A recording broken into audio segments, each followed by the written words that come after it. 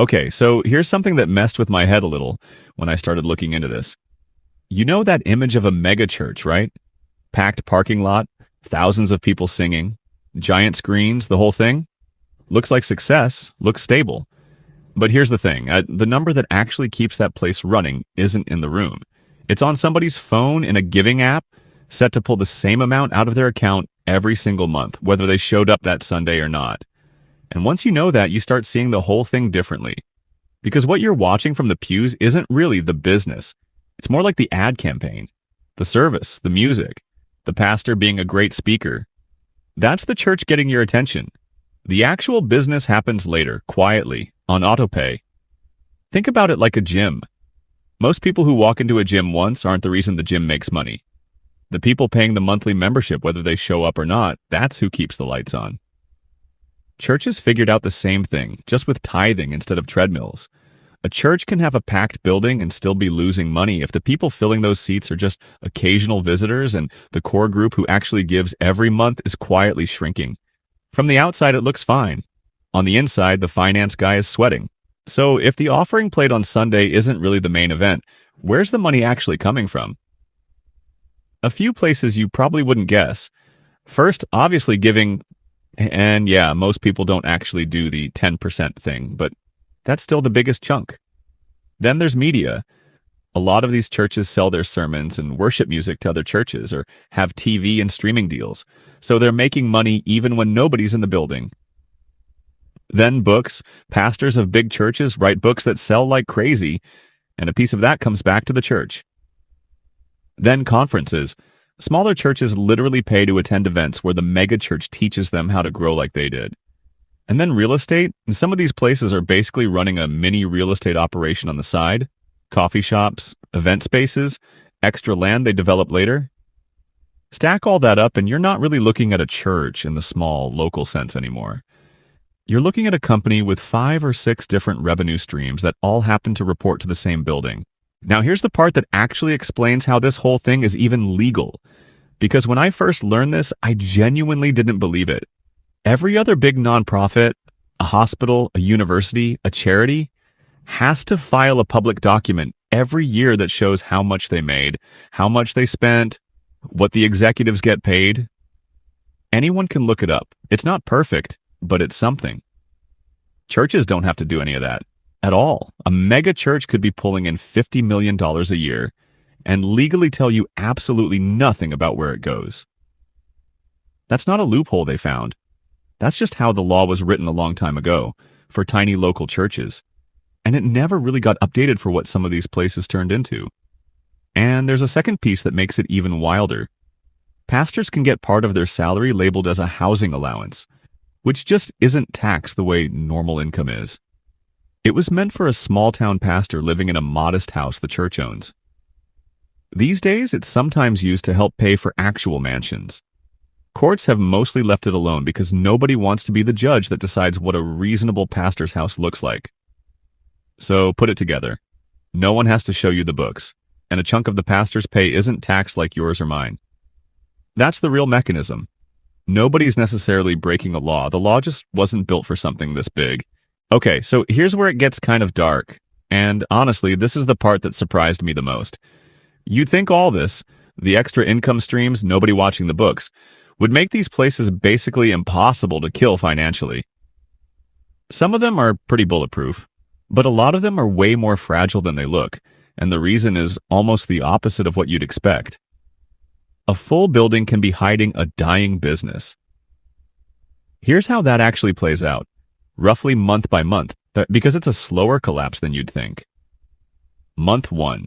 Giving quietly drops, maybe 8%. Could be a recession, could be some drama with leadership, could just be that the older folks who actually give every month are aging out. Nobody in the congregation notices anything. The finance team just quietly trims a few expenses. A few months in, the drop hasn't recovered. Now they start paying vendors late. The company that runs their sound and broadcast equipment, the landscaping guy, everybody gets paid a little slower. Around month 6, vendors start pushing back, so the church starts dipping into money that was supposed to be for a future building or a mission trip, just to cover payroll. Nobody outside a small group of people knows this is happening. The service still looks completely normal. By month 9, people start filing legal claims to get paid. The church takes out a loan against the property just to keep operating, and because the lender can see how shaky things are, the interest rate is brutal. Around a year in, they start laying people off, but severance eats into the exact cash they were trying to save. And here's a nasty detail. Some of the people getting let go are personally close with big donors. Those donors hear about it through the grapevine, not an announcement, and quietly cancel their monthly giving out of loyalty to their friend. So the decline speeds up right when it can least afford to. By month 15 or so, lawsuits start landing. And through basically this entire 18-month stretch, remember, there's no public filing forcing them to admit any of this. Services keep happening. The live stream keeps running. Attendance might even look fine. And then one day it hits the news. Bankruptcy. And the congregation finds out at the same time as everybody else that the place they thought was thriving was actually broke for over a year. Now, I want to be straight with you because a version of this story gets told a lot online in a kind of vague, this happens all the time way, without ever naming an actual place. So let me not do that. This exact pattern really happened in detail to a specific, very famous church, the Crystal Cathedral in California. It started small, actually. In 1955, Robert Schuller was preaching to people sitting in their cars at a rented drive-in movie theater. That's genuinely how it began. It grew into a huge television ministry called Hour of Power, and by 1980, they'd built this insane glass cathedral, over 10,000 panes of glass, designed by a famous architect, an actual Southern California landmark that tourists came to see. For about 30 years, that combo, the TV audience, the iconic building, loyal donors, worked great. Then in 2006, Schuller handed the church over to his son. It went badly. It caused a public family fight, and it alienated a chunk of the older TV audience who'd followed Schuller for decades. Giving started slipping right as the 2008 recession hit, and their donor base skewed older, so the recession hurt them worse than most. Donations dropped by around a quarter over 2 years. Meanwhile, they'd also poured money into a big internet expansion project that lost money instead of making it. The mortgage on that famous glass building didn't get any cheaper just because giving dropped. By 2010, they owed somewhere between $43 and $55 million once you count the mortgage and everything they owed to vendors. Literally hundreds of people they hadn't paid, down to the company that supplied live animals for their Easter show. In October 2010, they filed for bankruptcy. Not because of some scandal, just because giving kept sliding, the bills didn't shrink to match, and eventually the math stopped working. They kept broadcasting the whole time, kept holding services. It all looked fine from the pews right up until it very publicly wasn't. In 2011, the building itself went up for sale as part of the bankruptcy, and it actually turned into a bidding war between the Catholic Diocese of Orange and a local university. The diocese won, paid over $53 million for it, and by 2012, that glass cathedral, built as basically a monument to one church's success, belonged to a completely different religious institution with a different name. So that's not a "this kind of thing happens sometimes" story. That's the real thing, with real numbers, and it's basically a textbook version of the collapse I just walked you through. And the rest of the industry clearly took notes. That's why so many megachurches today run the multiple campuses model instead of one giant landmark building. If one location struggles, it doesn't sink the whole thing. It's why almost everyone pushed hard into giving apps instead of relying on the plate. An automatic transfer doesn't care if you skipped church that week.